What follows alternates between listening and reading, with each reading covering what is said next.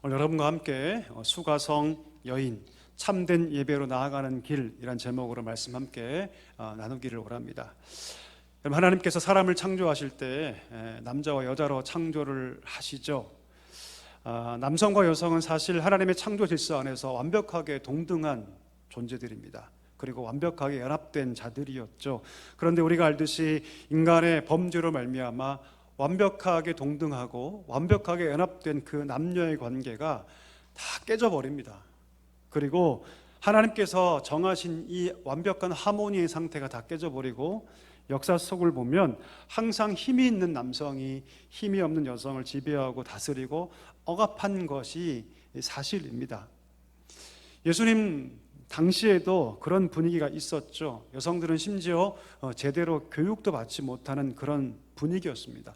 사회적으로 전혀 존중받지 못하는 그런 상황이었죠. 심지어 여성들은요, 이혼을 요구할 권리조차 없는 그런 상황이었습니다. 남편들이 아무리 학대를 해도, 아무리 부당하게 대우해도 참고 지내야만 하는 그런 상황. 남성들은 그 반대로 여성들이 조금만 잘못하면, 마음에 안 들면 그냥 이혼 증서를 써서 한 푼 주지 않고 내쫓기 일쑤였던 것이죠. 자식을 못 낳기로도 하면 그 모든 것들이 그 여인이 무엇인가 부당하고 부정한 일을 저질러서 하나님께서 그 여인을 저주한 거라고 딱지를 붙여버리고 낙인을 찍어버려서 그 여인들을 그냥 이혼시키는 것이 그 당시 일반적인 분위기였습니다. 지금이야 여러분, 여성들이 인권이 높아지고 직장들도 다 다니고 능력 있는 여성들이 사회에 진출해서 중요한 일들을 감당하고 있지만 예수님 당시만 해도 여성들은 사회적 활동을 거의 할 수가 없었습니다. 남편들이 없으면 먹고 살기조차 어려운 시대였다는 것이죠. 그나마 고아와 과부는 사회적인 동정심이라도 있었습니다. 하지만 이혼당한 여인들은 여러분 정말로 먹고 살기 힘든 그런 시대였습니다. 뿐만 아니죠. 사람들은요, 이혼당한 여인들에게 무엇인가 굴레를 씌워서 곱지 않은 시선으로 바라봤기 때문에 이 이혼당한 여인들은요, 이중고를 겪어야 했습니다. 때문에 정말 살기 위해서, 생존을 위해서 이혼당한 여인들은 다른 남자와 재혼해야만 했습니다. 재혼하지 않으면 당장 살 수가 없었거든요. 남성 중심 구조 때문에 이 모든 분위기가 유대뿐 아니라 그 당시에 사마리아 혹은 팔레스타인 전 지역에 이런 분위기가 팽배했습니다. 오늘 본문에 보니까 결혼을 5번이나 하고 또 재혼했던 한 여성이 오늘 본문에 등장합니다. 많은 사람들이 이 여인을 볼 때 어떻게 평가하냐면 남편을 여러 명 갈아치운 여자, 말 자체가 뭔가 부정적이죠. 남편을 여러 번 갈아치우고 아주 억세고 대가 세고 물란한 여인으로 이 여인을 알고 있는데 사실 그렇지가 않습니다. 그것은 여러분 이 시대의 상황을 잘 알지 못하기 때문이죠. 오히려 시대 상황을 고려했을 때 이 여인은 남성 중심의 사회 구조 속에서 어쩔 수 없이 여러 번 이혼을 당해야만 했던 그런 피해자일 수 있다는 것이죠. 사람들은 이 여인의 어떤 과거 이력만 보고 판단하고 정죄합니다. 동네 사람들은 아마도 이 여인을 부정한 여인으로 취급했을 거예요. 낙인 찍었을 겁니다. 아마 심각하게는 더러운 여인으로 이 여인을 매도했을지도 모르겠습니다. 오늘 본문에 보니까 이 여인이 물길로 오는데요, 언제 물길로 오냐면 유대의 시간으로 6시에 물길로 옵니다. 6시가 여러분 새벽 6시가 아닙니다. 우리의 시간으로 따지면 낮 12시죠. 정오입니다. 요즘 햇빛이 굉장히 강하지 않습니까? 여러분 이 햇빛에 저기 밖에 길에서 한번 서 계셔 보십시오. 참을 수 있나요 여러분? 힘들죠. 고통스럽죠. 그 당시가 그랬습니다. 햇빛이 강렬하게 내비치는 그런 시간에 물길로 온다는 것은 거의 하지 않는 일입니다. 때문에 여러분 그 당시 팔레스타인에서는요 12시부터 2시까지는요 너무나 덥기 때문에 대부분 활동을 하지 않습니다. 더군다나 물 길르는 것은 이것은 상상할 수 없는 그런 일이었던 것이죠. 그런데 이 여인은 다른 사람들의 그 시선을 피하기 위해서 아무도 오지 않는 가장 빛이 강렬한 낮 12시에 물길로 왔던 것입니다. 강렬한 태양빛보다 어쩌면 주변 사람들의 그 따가운 시선이 더 두려웠을지도 모르겠습니다. 한낮의 그 태양빛보다 어쩌면 더 따가운 그 사람들의 시선이 싫어서 그 시선을 피하기 위해서 그 햇빛을 온몸으로 다 받으면서 물을 길러 나와야 했던 이 여인의 마음이 여러분 어떤 마음이었을까요? 사람들에게 손가락질을 받고 멸시당하고 비난받고 왕따당하는 이 외로운 여인을 오늘 누가 찾아오시냐면 예수님이 찾아오세요. 오늘 수가성 여인과 예수님 만나는데요, 여러분, 이 만남은 절대로 우연히 이루어진 것이 아닙니다. 이 만남은 철저하게 예수님께서 의도하신 만남이고 예수님께서 계획하신 만남인 것을 우리가 알아야 합니다. 어떻게 알 수 있냐면 그 당시 예루살렘과 여러분 갈릴리를 이어가는 길이 있었는데 가장 빠른 길이 바로 이 수가성이 있던 사마리아 지방을 통과하는 길이었습니다. 근데 여러분 유대인들은 그 길을 사용하지 않아요. 그 길을 일부러 가지 않습니다. 남쪽에 있는 예루살렘에서 갈릴리로 갈 때 오히려 요단강 쪽으로 우회하는 도로를 택합니다. 일부러 사마리아인이 있는 땅에 가지 않죠. 왜 그럴까요? 유대인들이 그만큼 사마리아인들을 혐오했기 때문입니다. 여러분 미워하는 분들이 가끔 계시죠? 그분들 근처에도 가고 싶지 않으시죠? 아닌 것처럼 하셔도 제가 다 압니다, 여러분. 저도 그럴 때가 있었거든요. 정말 싫은 사람은요 숨소리도 듣고 싶지 않아요. 그럴 때가 있지 않습니까? 오늘 유대인들이 사마리아인에게 딱 그렇게 했다라는 것이죠. 여기는 역사적 배경이 있죠. 우리가 알듯이 BC 722년에 북이스라엘인 아수르에 멸망당합니다. 근데 이 아수르가 아주 고약스러운 게 뭐냐면 이 민족의 정체성 혹은 종교성을 말살시키기 위해서 어떤 정책을 피냐면 민족 혼합 정책을 펴요. 일부러 피를 섞는 거죠. 일부러 이방인들을 이주시켜 와서 그 땅에 살게 하면서 강제로 혼혈 정책을 펼칩니다. 원래 이들은 여러분 아브라함 자손이죠. 야곱의 후손들이죠. 그런데 이 아수르 통치 기간에 그들의 그 순수했던 혈통이 다 무너집니다. 바로 예수님 당시에 이 사마리아에 살던 사람들이 바로 이런 자들이었습니다. 사실은 따지고 보면 역사적으로 혈통적으로 형제임에도 불구하고 이방인의 피가 섞였다는 이유로 그 당시에 유대인들은요 상종도 하지 않았습니다. 심지어 이방인보다 더 악하고 나쁜 존재, 더러운 존재.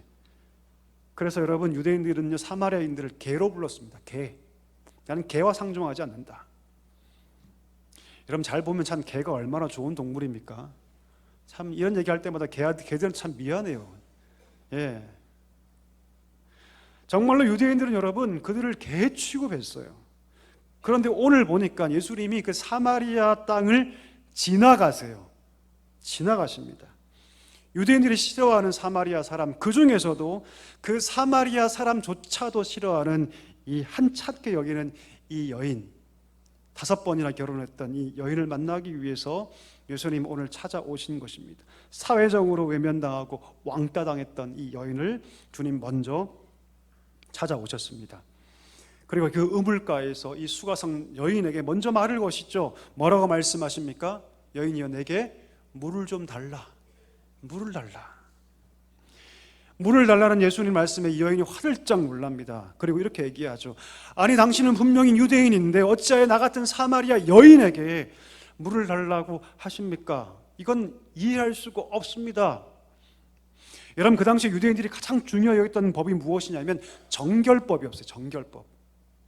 그 당시 유대 사회는 이미 성전도 거의 무너져 내려가고 있었고요.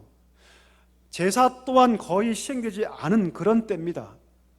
그래서 여러분 유대인들이 자기의 정체성을 가장 중요하게 앞세울 수 있는 가장 중요한 법이 무엇이냐면 바로 정결법이었어요. 손을 씻고 안 씻고의 문제, 무엇을 먹을까 먹지 않을까의 문제, 어떤 것과 접촉할 것인가의 문제 등등 가장 중요한 것이 무엇이냐면 바로 정결법입니다. 그래서 바리새인들이 여러분 예수님을 뭘로 공격합니까? 정결법으로 공격을 하죠. 그렇죠? 이런 맥락을 다 알고 있는데 사마리아 여인이 떠주는 그 물을 먹는다? 이건 상상할 수 없는 거죠.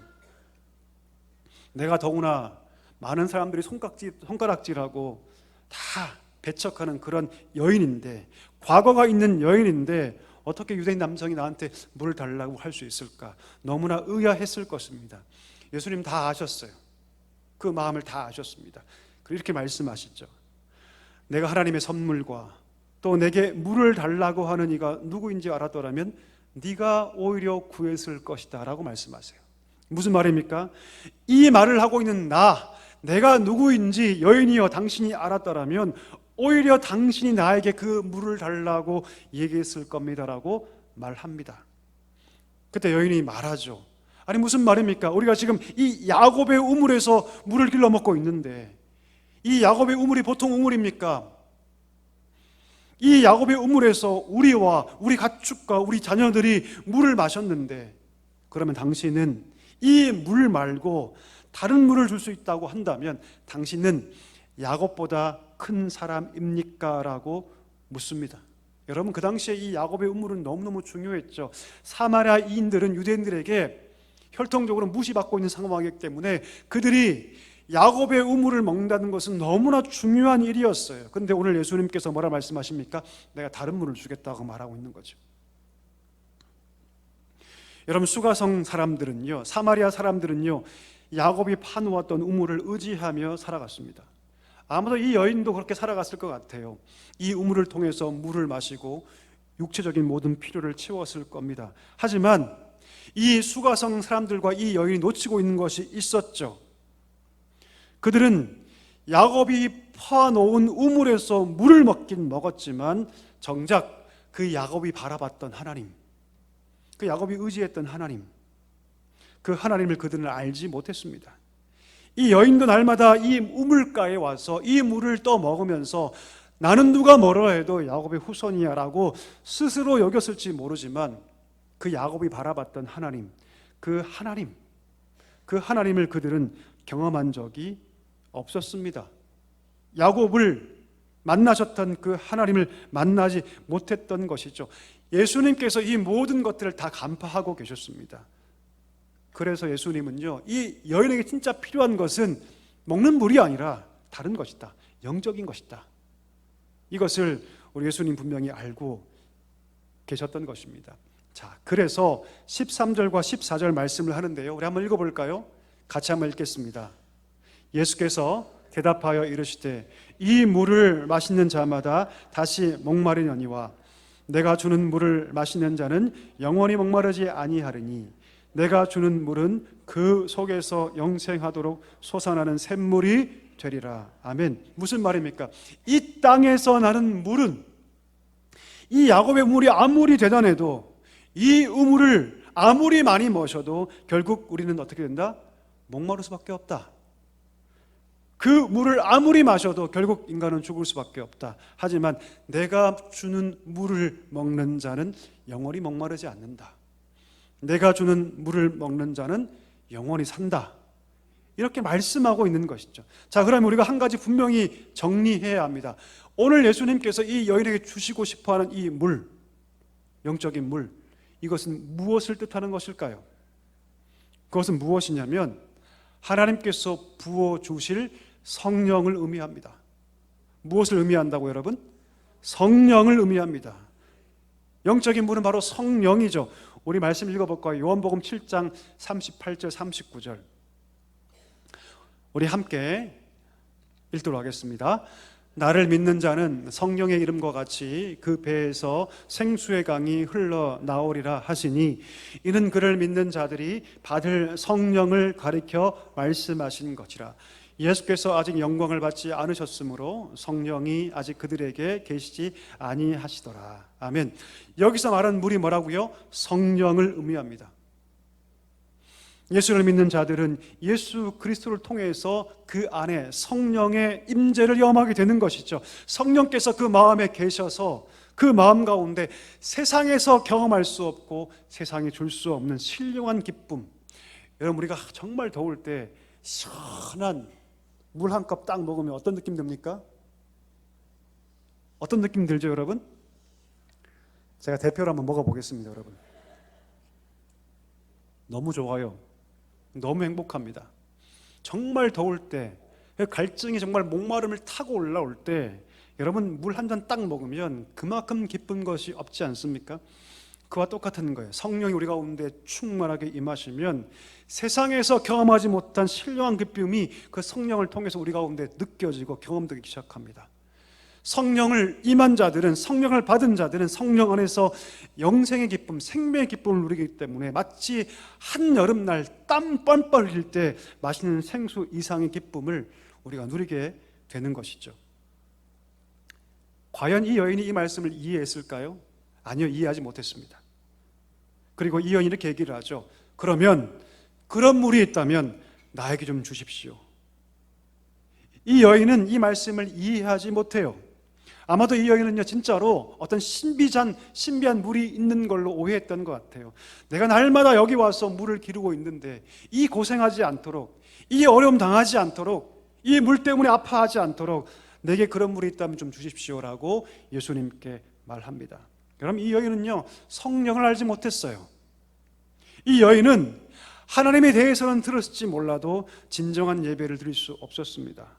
그리고 정말 오늘 예수님께서 주시고 싶어 하셨던 진짜 물, 그 성령의 물을 그는 이해할 수 없었던 것이죠. 여러분, 우리가 지난주에 니고데모에 대해서 우리가 함께 배웠지 않습니까? 그는 학식이 뛰어난 자였습니다. 많이 배운 자죠. 근데 우리가 무엇을 알 수 있었습니까? 아무리 많이 배운 자도, 여러분, 아무리 학식이 뛰어난 자도 여러분, 그 안에 믿음이 없으면요, 결코 하나님 말씀을 말씀으로 수납할 수 없다라는 것을 우리가 배웠습니다. 서구에 많은 신학자들이 있죠. 서구의 그 변질된 신학을 전파하는 수많은 자유주의 신학자들, 그들이 지성이 부족해서 그렇게 변질되었을까요? 그렇지 않습니다. 하나같이 그들은 똑똑한 자들이에요. 많이 배운 자들입니다. 성경을 수십 번 우리 이상으로 알고 있는 자들입니다. 그런데 왜 그럼에도 불구하고 그들은 변질된 신학을 주장할까요? 하나님이 없다고 얘기할까요? 지옥도 없다고 얘기할까요? 예수 그리스도 다 가짜라고 왜 얘기할까요? 성령과 그의 모든 사역은 다 거짓말이라고 왜 얘기할까요? 그 이유는 단 한 가지입니다. 그 가운데 믿음이 없기 때문입니다. 믿음. 오직 믿음으로 우리가 이 말씀을 하나님 말씀으로 수납하기 때문이죠. 제가 다녔던 여러분 총신대학원에 가면요, 가장 첫 번째 그 학비에 가장 첫 번째가 무엇이냐면 신자가 되라면 신자가 되라. 왜요, 여러분? 신자가 되지 않으면 아무리 말씀을 듣고 배워도 참 성도가 될 수 없기 때문이죠. 우리도 마찬가지죠. 여러분, 우리가 언제 이 말씀이 우리 가운데 말씀이 됩니까? 하나님 말씀이 됩니까? 비로소 우리 가운데 믿음이 있을 때 이 말씀이 진짜 하나님 말씀이 됩니다. 믿음이 있을 때 비로소 하나님 말씀으로 들려지기 시작하는 것이죠. 믿음이 없으면 여러분 아무리 말씀을 들어도 이 말씀이 여러분 마음 가운데 들어가지 않아요. 역사하지 않습니다. 오늘 이 여인에게 이 믿음이 필요했습니다. 예수님은 이 믿음을 이 여인에게 주고 싶으셨어요. 그래서 감히 할 수 없는 말씀을 딱 하고 던지시죠. 어떤 말씀입니까? 가서 누구를 데려와라? 누구를 데려와라? 남편을 데려와라. 굉장히 황당한 질문이죠, 여러분. 사실 이 말씀 하면 됩니까? 안 됩니까? 안 돼요. 여러분, 저는 목회학을 배운 사람인데 저같이 목회학 배운 사람이 이렇게 신방 가서 이런 말을 하면요, 당장 잘립니다. 당장 잘려요, 여러분. 왜요? 이 여인에게 이 남편 문제가 뭡니까?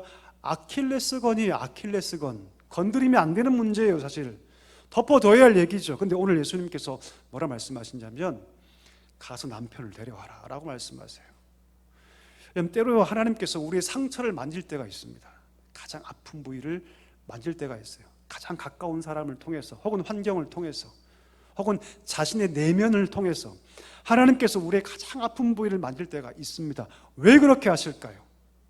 그것은 무엇이냐면 그것이 깨어지지 않으면, 그것이 찢어지지 않으면 거기에 믿음이 들어가지 않기 때문입니다. 오늘 여인이 딱 그랬습니다. 오늘 남편의 문제가 이 여인에게 가장 중요하고 가장 아픈 아킬레스건인데 오늘 예수님은 그것을 건드리고 있습니다. 남편을 데려와라. 그 의미는 무엇입니까? 이 여인의 본질적인 상처를 치료하고 더 나아가서 이 여인에게 진짜 믿음을 주고 싶으셨기 때문입니다. 그 여자가 말하죠. 뭐라고 얘기합니까? 난 남편이 없습니다 라고 대답합니다. 난 남편이 없습니다. 여러분, 아마도 이 여인은요, 자기의 과거를 밝히기를 꺼려했던 것 같습니다. 왜냐하면 젊은 남자지 않습니까? 그렇죠? 부끄러운 과거를 아마도 숨기고 싶어 했던 것 같아요. 그래서 그냥 남편이 없다는 말로 넘어가고 싶어 했던 것 같습니다. 근데 예수님이 뭐라 답변하십니까? 이렇게 답변하시죠. 그래, 네 말이 맞다. 네가 남편이 없다고 하는 그 말이 맞다.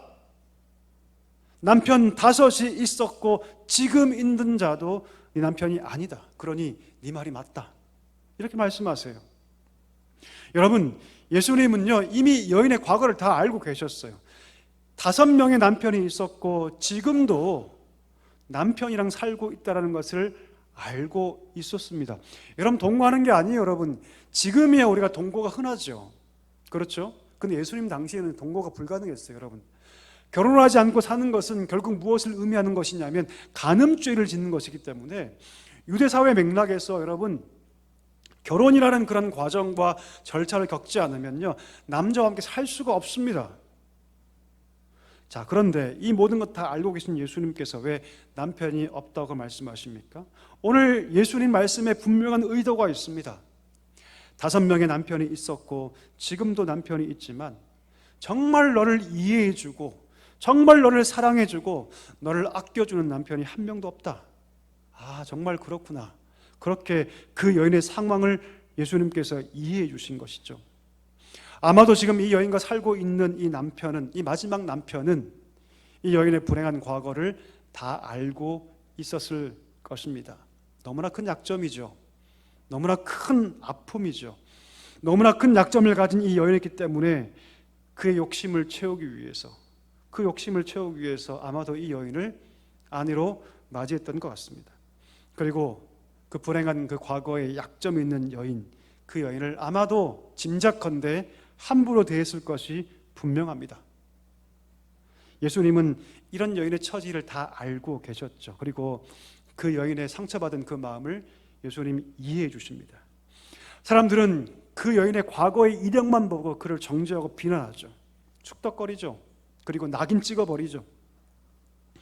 남성 중심의 그 사회의 구조 속에서 얼마나 이 여인이 억압을 당하며 살아야 했는지, 어떤 과정을 통해서 이렇게 될 수밖에 없는지 관심도 가지지 않습니다. 그저 비난하고 상처 주고 정죄만 하죠. 하지만 우리 주님은 그 모든 환경을 다 알고 계셨고 그녀의 마음을 이해해 주십니다.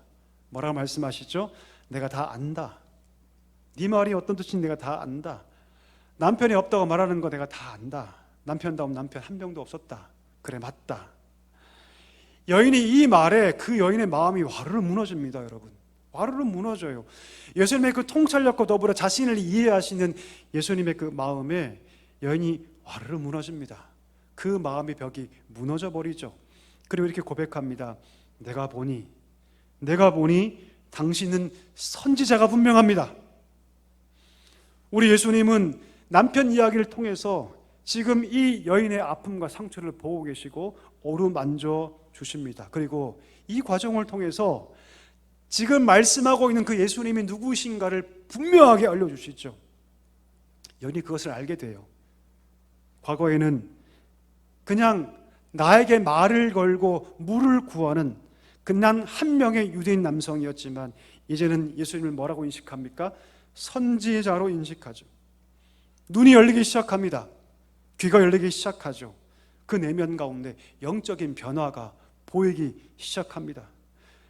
나와 함께 대화하고 있는 저 남자가 그저 그런 남자가 아니라 누구다? 하나님께서 보내신 자이다라는 것을 깨닫기 시작합니다. 자, 그랬더니 그 마음 가운데 있던 영적인 가장 본질적인 문제를 꺼내기 시작하는데 그 영적인 문제가 무슨 문제였냐면 예배 문제였어요. 예배 문제.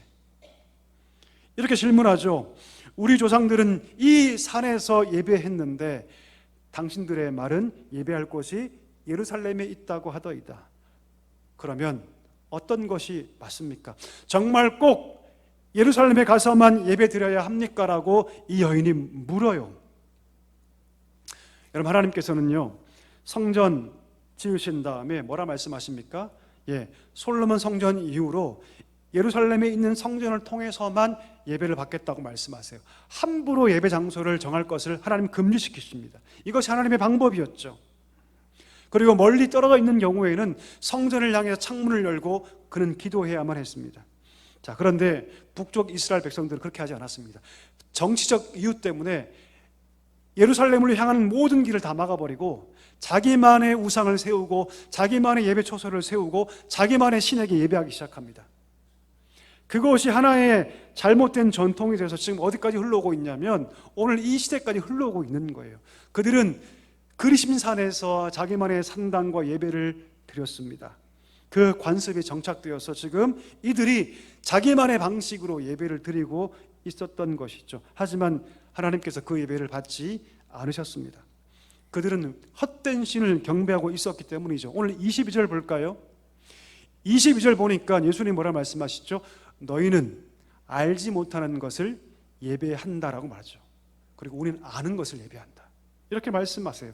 무슨 말이냐면 너희는 나름대로 너희만의 공간에서 너희만의 자리에서 하나님 섬긴다고 말하지만 그것은 하나님이 받으시는 예배가 아니다라고 말하고 있는 거예요. 오직 하나님은 하나님이 기뻐하시는 과정과 방법을 통해서만 하나님이 예배를 받는다라고 말씀하고 있는 것이죠. 하나님께서 정하신 방법, 정하신 과정이 아닌 다른 방법과 다른 과정을 통해서는 하나님 예배를 받지 않으신다라고 말씀하고 계시는 거죠. 여러분, 아론의 두 아들이 있었죠. 나답과 아비후. 그가 하나님께서 정하신 불이 아니라 다른 불을 가져와서 하나님께 제사할 때 죽임당합니다. 다윗 때 법궤를 옮길 때 우사가 법궤에 손을 얹을 때 죽임당하죠. 아무리 다윗이라도 하나님 법궤를 옮길 때 아무리 다윗이라도 하나님 정하신 방법으로 이동해야 한다, 이것을 하나님께서 알려주시기 위해서 그 작은 심판을 하나님께서 행하셨던 것입니다.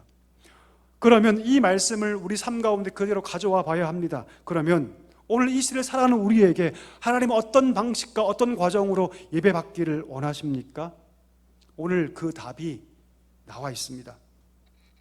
예수님께서 말씀하고 계시는데요, 우리 23절 다 같이 한번 읽어볼까요? 같이 읽습니다.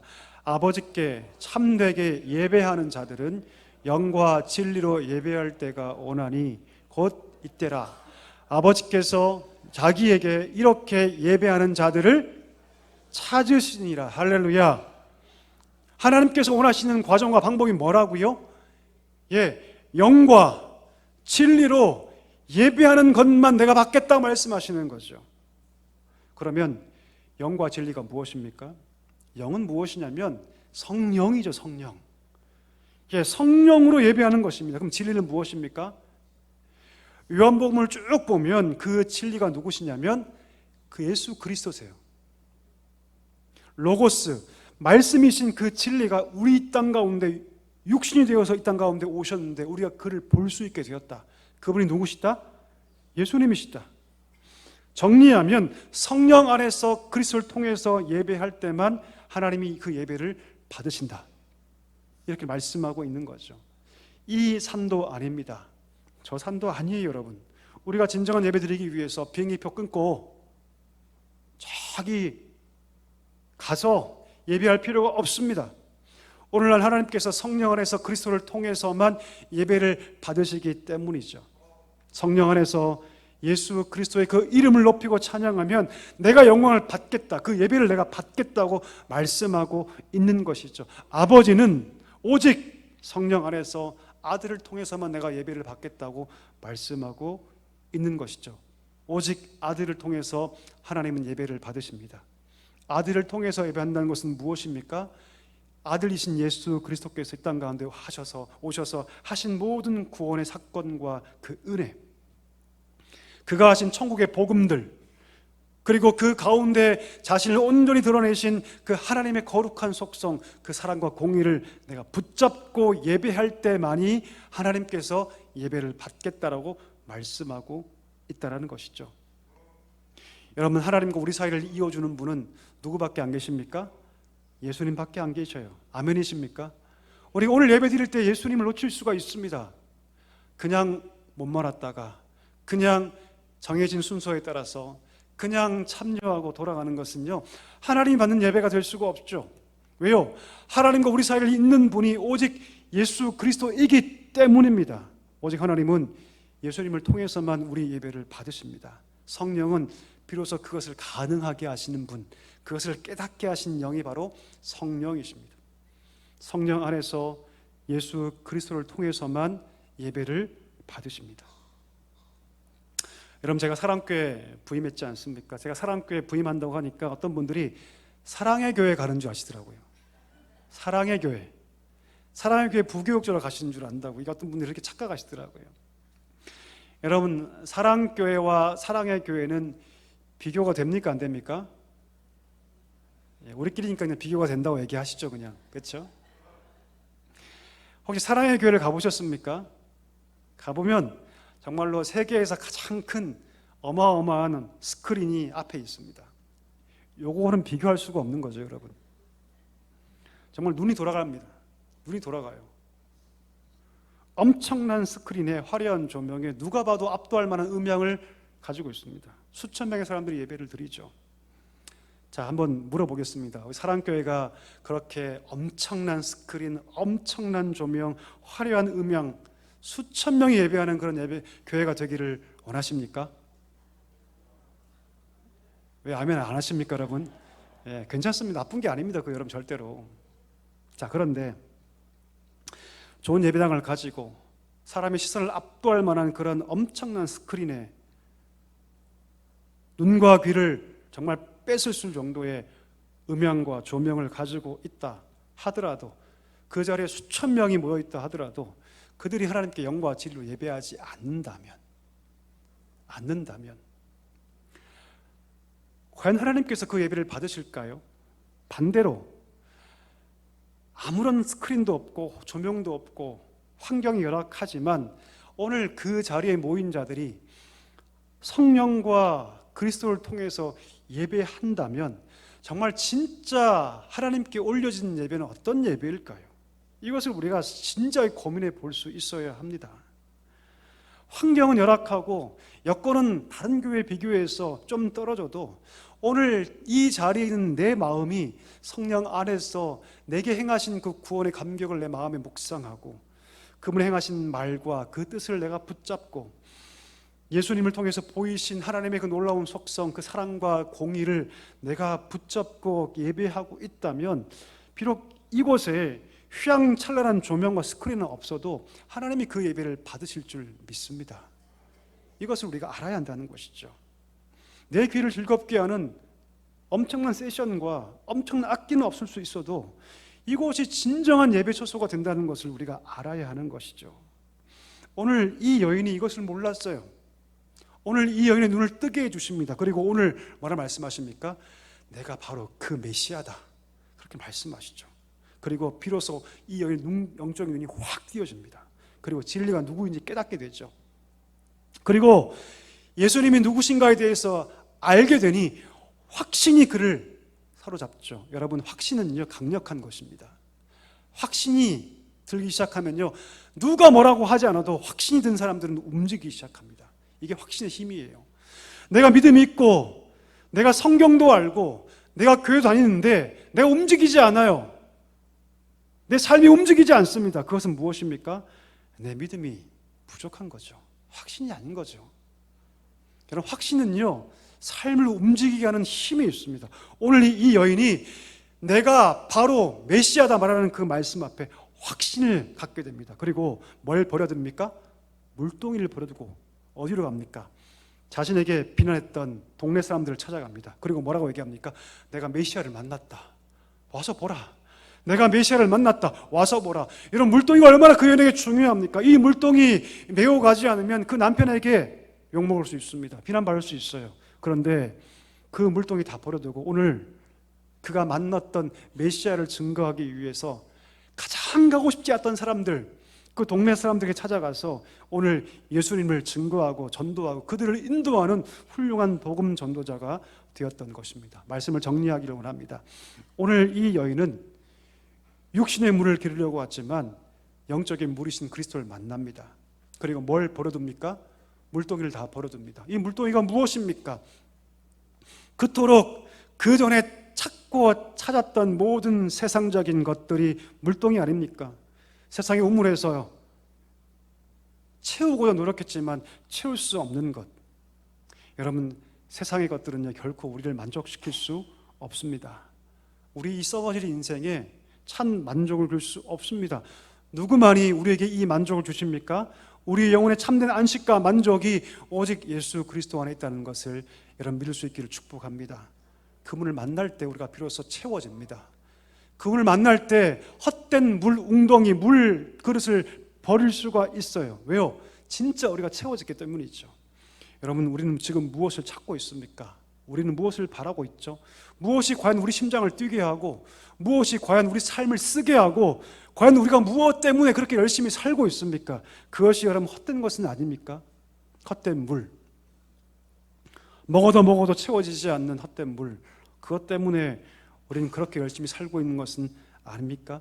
여러분, 그것은 결코 우리의 영혼의 그릇을 채울 수가 없습니다. 오직 그리스도 그 한 분만이 우리 영혼을 채울 수 있다는 사실을 기억할 수 있게 되기를 주의 이름으로 축복합니다. 오직 주님께만 소망을 두고 주님을 사랑하는 복된 성도들, 그래서 영과 진리로 예배할 수 있는 우리 사랑교회 모든 성도님 될 수 있기를 주의 이름으로 간절히 축복합니다.